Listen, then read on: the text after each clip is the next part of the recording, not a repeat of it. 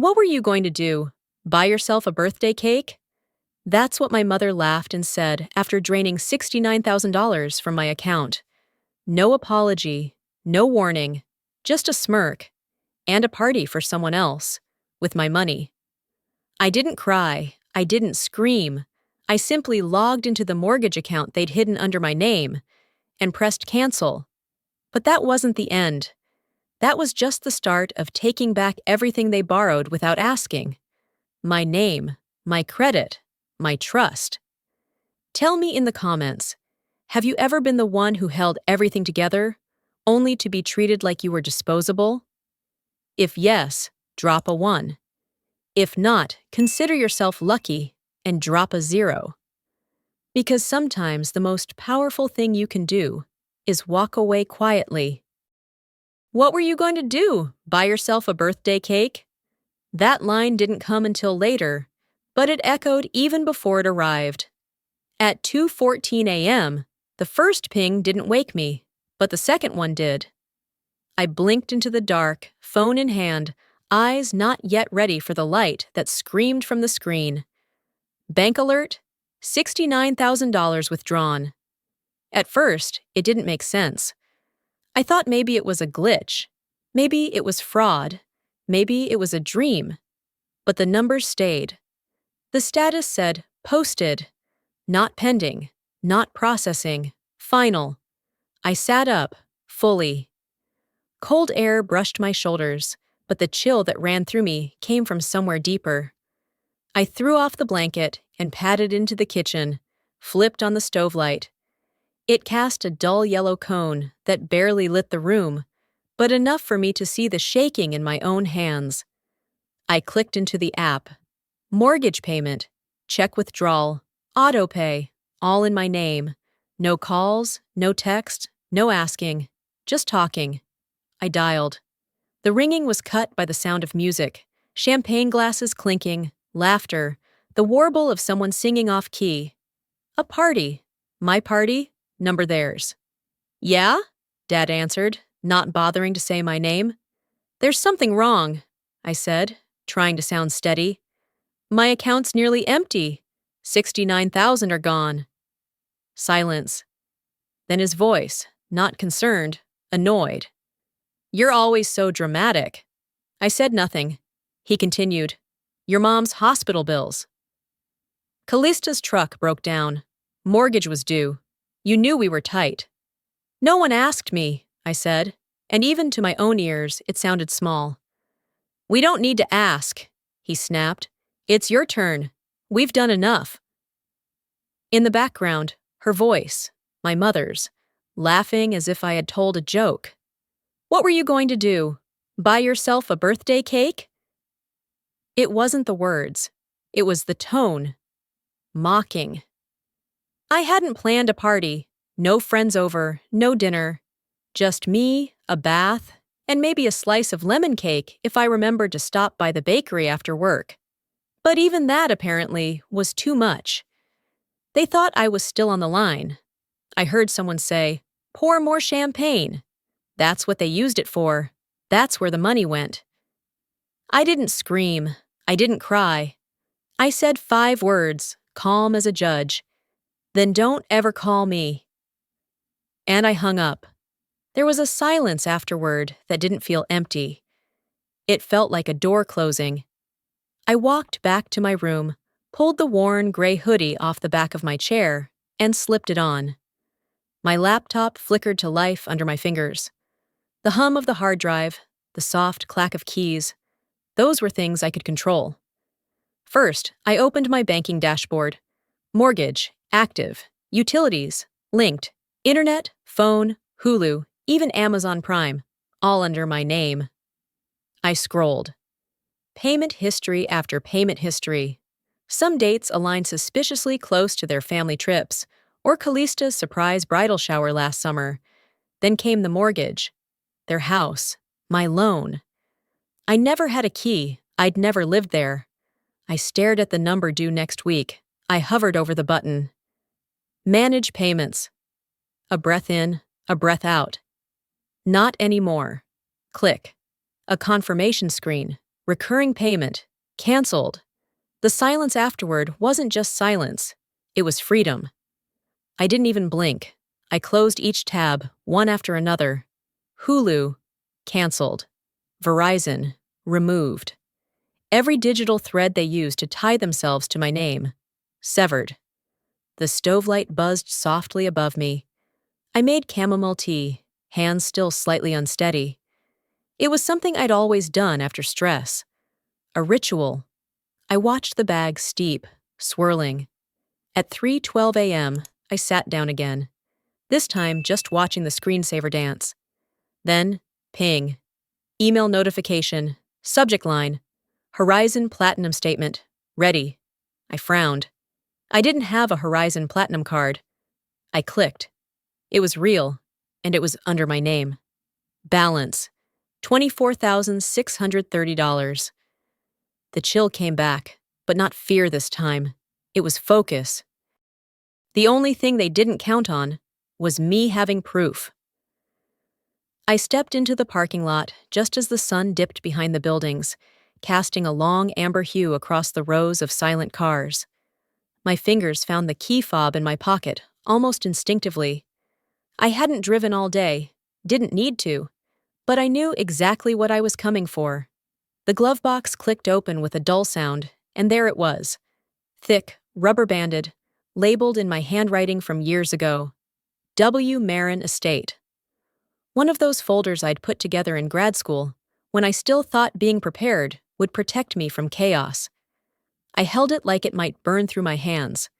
Back inside my apartment, the light was low and gold from the west-facing window. I didn't turn on the overheads. Just the desk lamp, just enough. I wanted shadows. I wanted silence. I unfastened the band and opened the folder. There were documents I hadn't touched in years. Copies of the mortgage paperwork, statements from the utility bills I'd been covering since I was 25, old insurance forms, and then 2 sheets clipped together. Credit application, Horizon Platinum. I froze. I hadn't seen this before. The signature at the bottom looked like mine, but it wasn't mine. It was rounded in the wrong places, slightly too neat. Mine had always been sharp, fast, impatient. The email address listed? My old college.edu account, one I hadn't used since 2016. But the IP history, last login 2 weeks ago. From my mother's neighborhood. I pulled up my credit report. There it was. Loan opened April 2020, balance nearly maxed. Payments stopped 6 months ago. I clicked deeper. Another loan. Personal, $22,000. Same address, same social, same forged signature. My breath didn't hitch, my pulse didn't spike. I just focused. In a memory I didn't want, I saw myself again at the kitchen table, junior year of college. My mom pushed a form toward me, smiling too hard. Just a cosign for my hospital bill. 3 months tops. I signed without reading. Now it wasn't one form. It was a pattern. I opened my encrypted drive and dropped copies of everything in. PDFs, screenshots, login records. Then I picked up my phone and called the credit bureau directly. "Hi," I said when the agent picked up, sounding young, chipper, unaware. "I need to file a fraud report. Someone opened loans in my name using forged documents. I have the proof." "Can I verify your identity first?" she asked. I gave my social, my birth date, my address, the correct address. She typed. I could hear the tap of her nails on the keyboard. "It shows the accounts are yours. Opened during 2020, yes. There's a Horizon Platinum and a personal line." I paused, calm. "I didn't open either. One of them uses a university email I haven't used in nearly a decade." Another pause. "Is it possible someone in your family opened them with permission? That happens a lot. Parents, kids, spouses." "No," I said, firm. "File the fraud." She went quiet.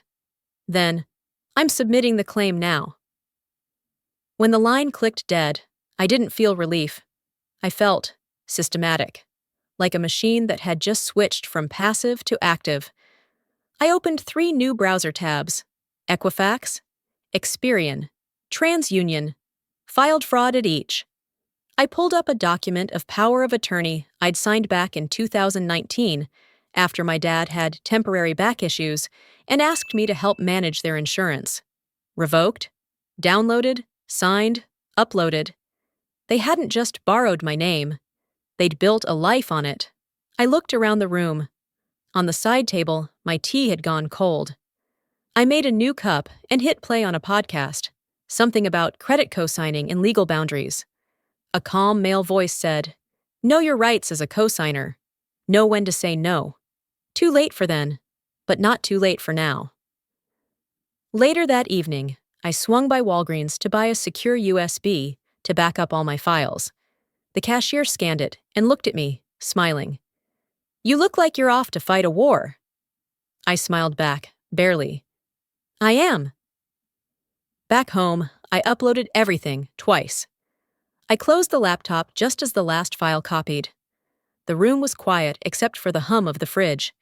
Then came a knock, not a loud one, just a polite, almost apologetic tap.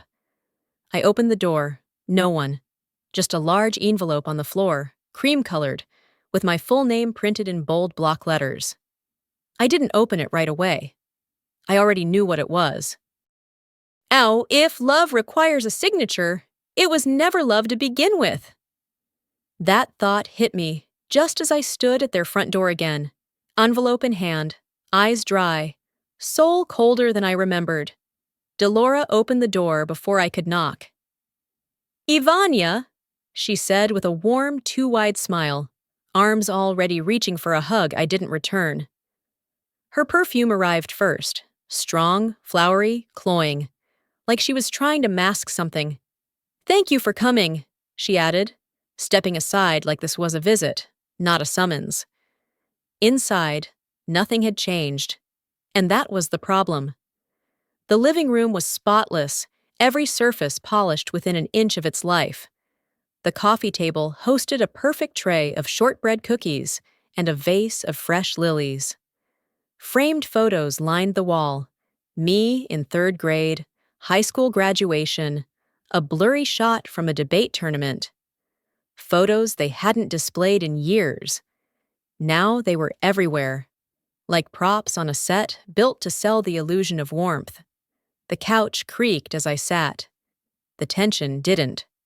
Orville entered from the hallway, holding a cream-colored envelope. Not mine, his. "Before we get into anything," he started, not looking at me, "we want you to know this isn't personal."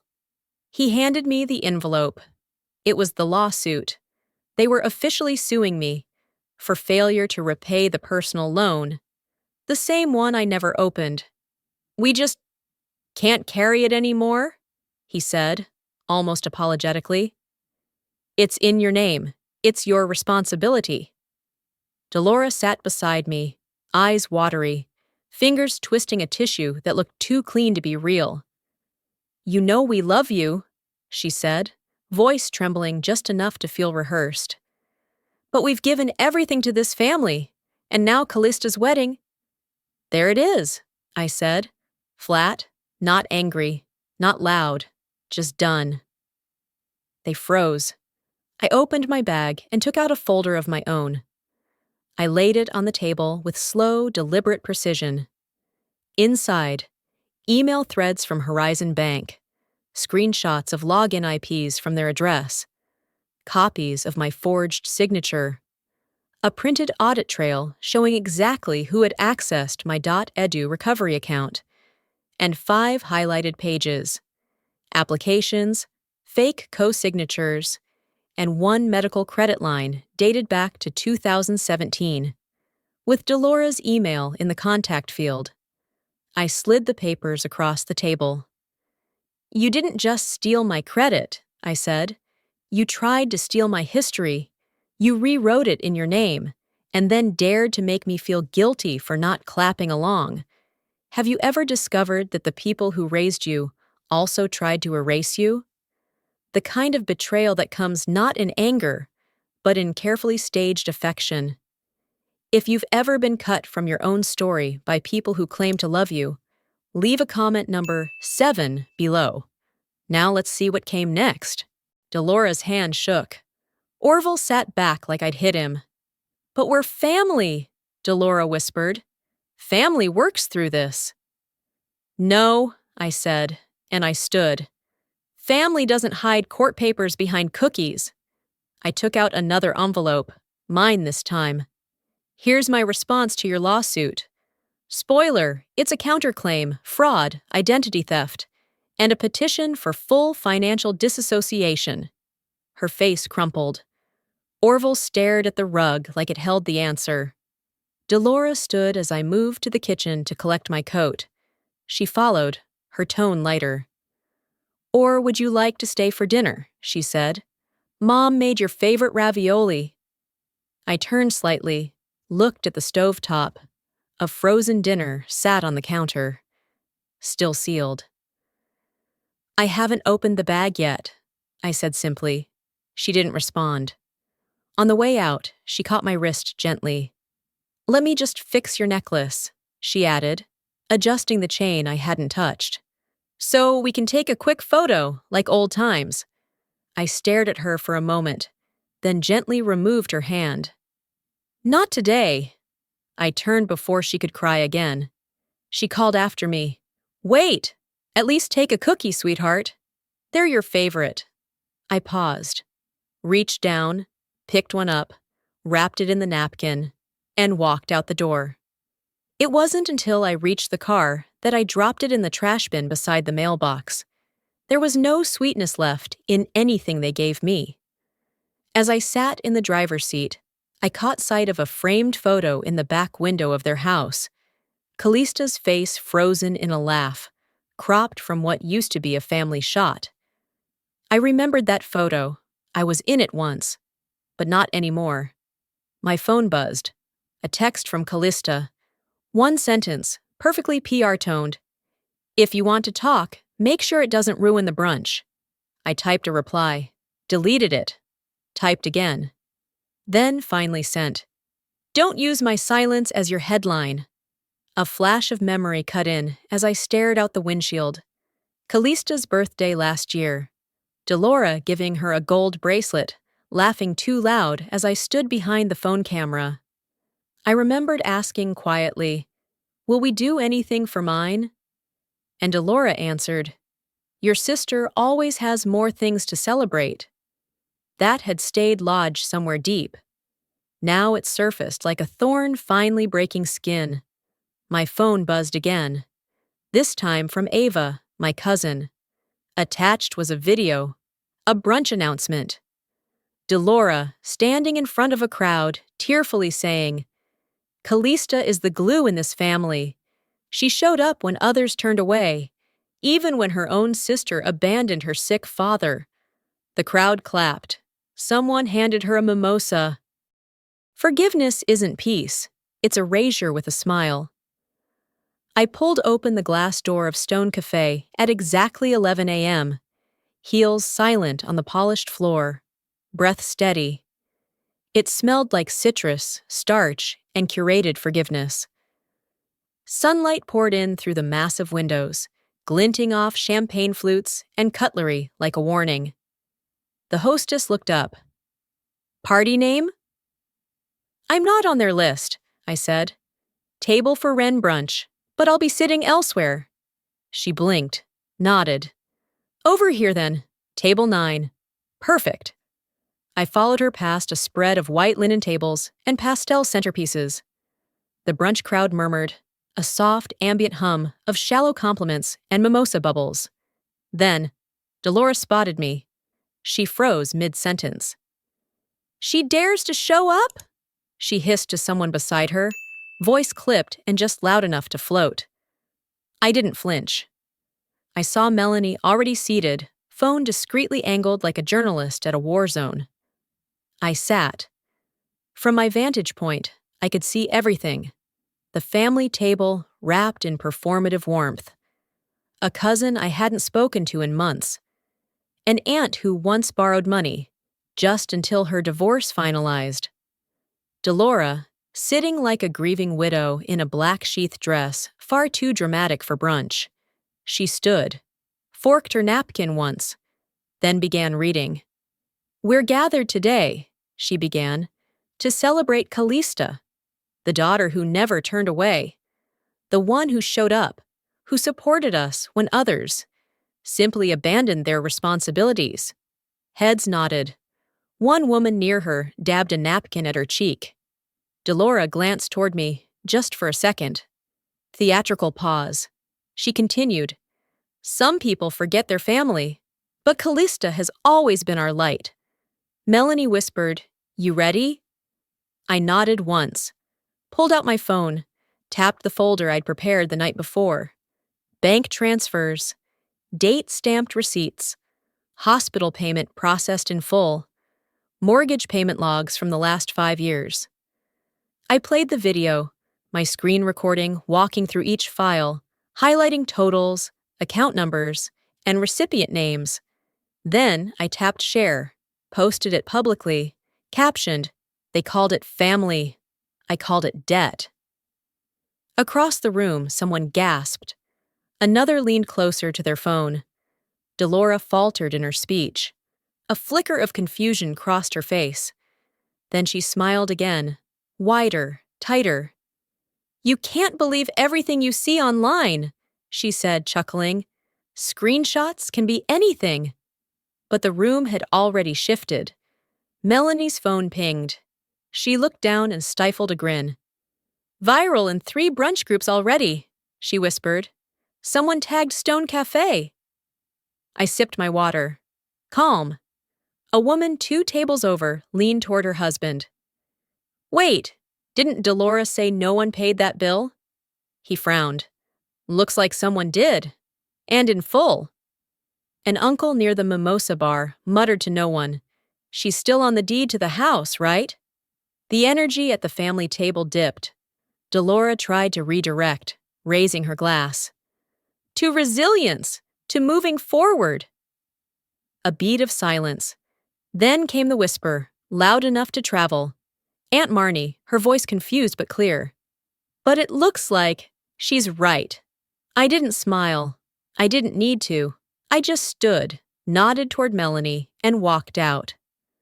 Later that afternoon, she sent me a photo she'd taken mid-brunch, Delora gripping the edge of the table, eyes wide, a screen glowing in front of her. Melanie's text read, "Caption this?" I didn't reply. I didn't have to. At home, I took off my shoes, peeled off the blazer I'd chosen for armor. I poured a glass of water and let silence settle around me. Then my phone lit up. An Instagram story. Callista. Her voice over glittery footage of her singing karaoke in some dim, overpriced lounge. Caption. "Thank you, Mom, for everything. You always show up."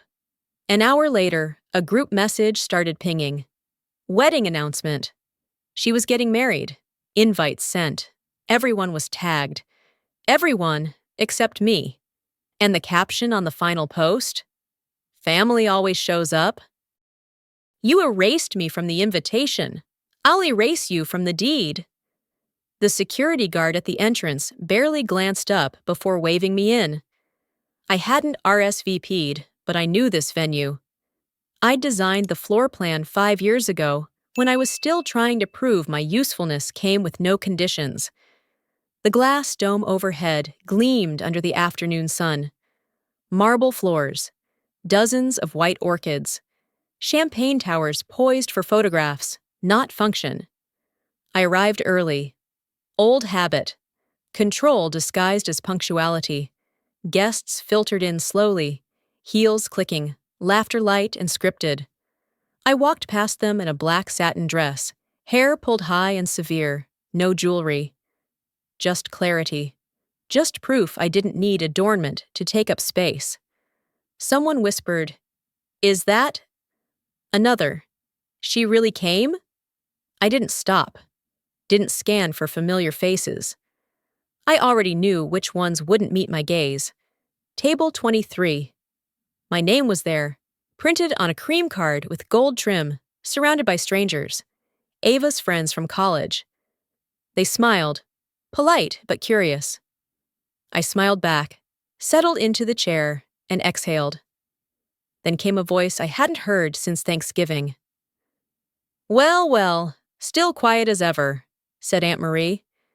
She used to smirk behind her mimosa glass, the kind of woman who equated silence with weakness. But now her tone lacked edge. "You look different." I glanced up, held her eyes. "I'm not louder," I said, "just clearer." She blinked and turned away, folding her napkin too precisely. A murmur passed through the room. Lights dimmed. The slideshow began. Soft music swelled as childhood photos of Callista flickered onto the screen, learning to walk, winning a pageant, hugging Delora at graduation. But something tugged at me. In photo after photo, where I once stood, there was only empty space. A cropped elbow, a birthday cake half shown. I was gone from all of it. Then a slide appeared. A familiar floral border, soft pastel font, layout almost pixel perfect. My design. The exact template I'd created for a wedding expo in Chicago. The caption read, "Proud of our girl Callista. Event design by Valora and Company." I didn't blink. I opened my phone, scrolled to the folder, posted the original file, same layout, same colors, my watermark clear at the bottom, designed by Ivania R. I tagged no one. I said nothing, just added, "Funny how family forgets where things come from." The post went up quietly, but the room shifted. A moment later, Valora passed my table. She pretended not to see me until the last second, then leaned in, voice syrupy. "You have changed." I looked up, cool and steady. "I am." She straightened. Her smile flickered. Across the table, Ava leaned closer, speaking just low enough for only me to hear. "Remember your 30th birthday?" she said. "You got me a card. You didn't even mention no one else did." I nodded. She whispered, "That's why I'll never forget yours." The slideshow ended. Music swelled again. Callista entered.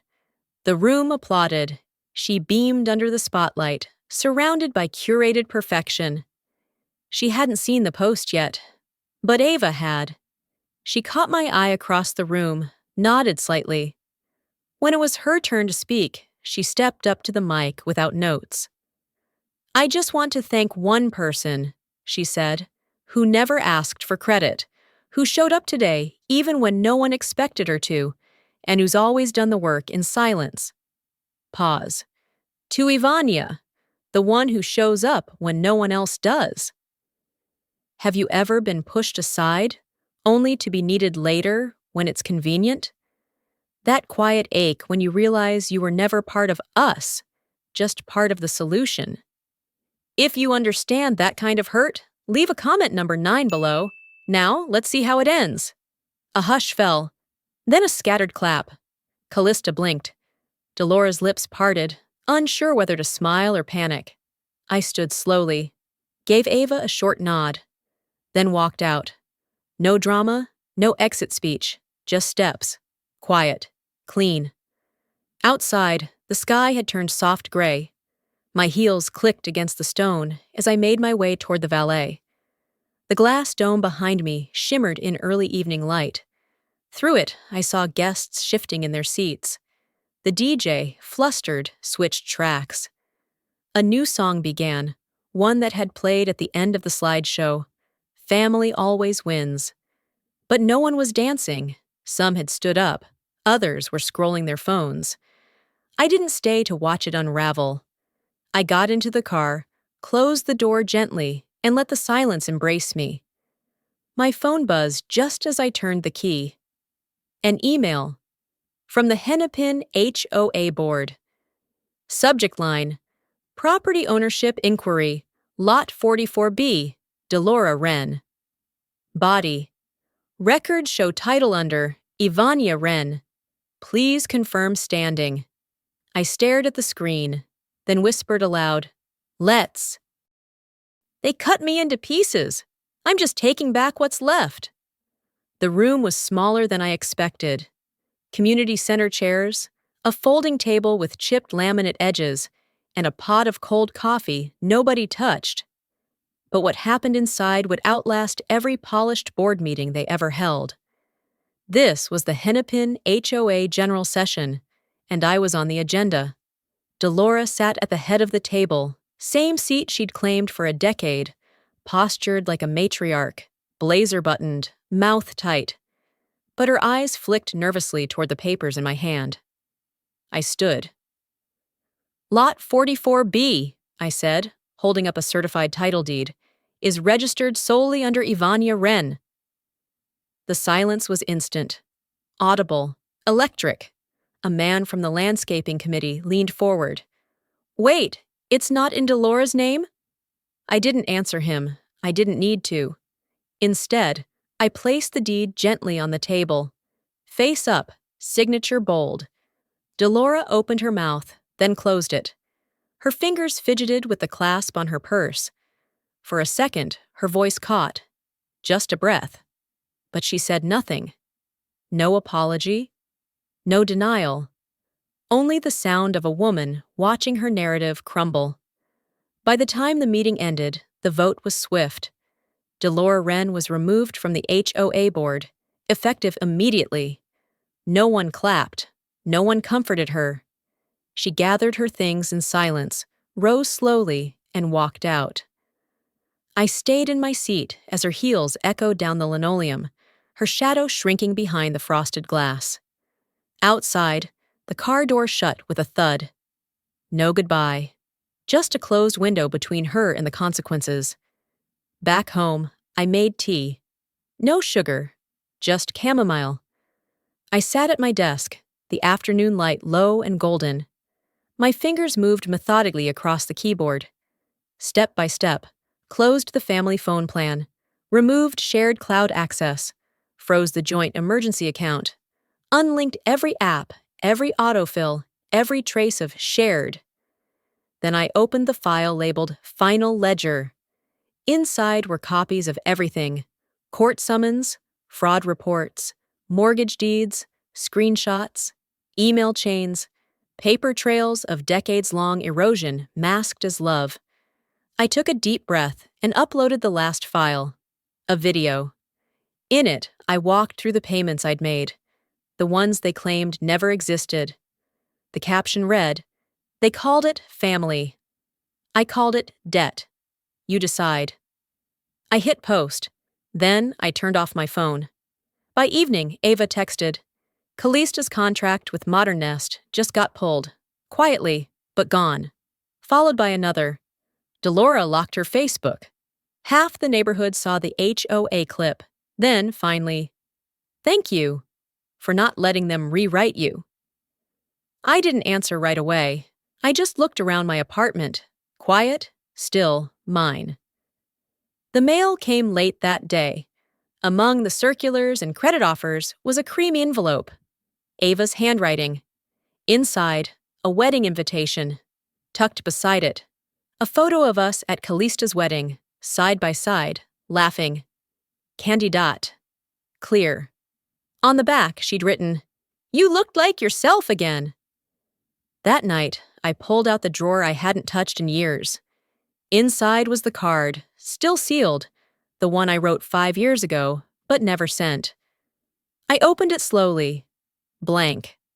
I picked up a pen and wrote just one word. Goodbye.